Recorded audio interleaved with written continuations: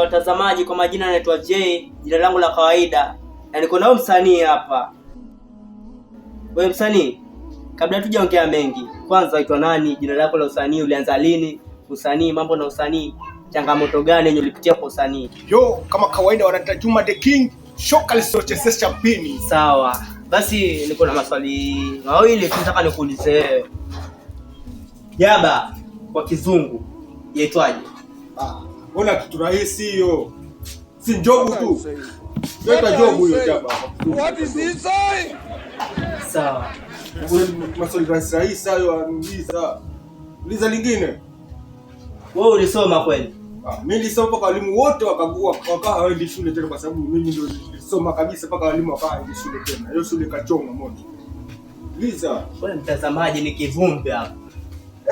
Shule zilichoma moto zote. Na ulisomea shule gani kwanza? Hiyo shule nilisoma? Mfungurini primary. What is this? Mtazamaji, hapa ni kivumbi. Yaani mzee asema alisoma, sijui alisomea wapi, hata nimesahau. Hebu mzee, Mfungurini primary.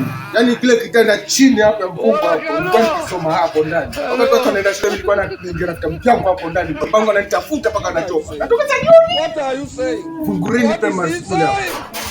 Nilisoma mimi hapo. sawa.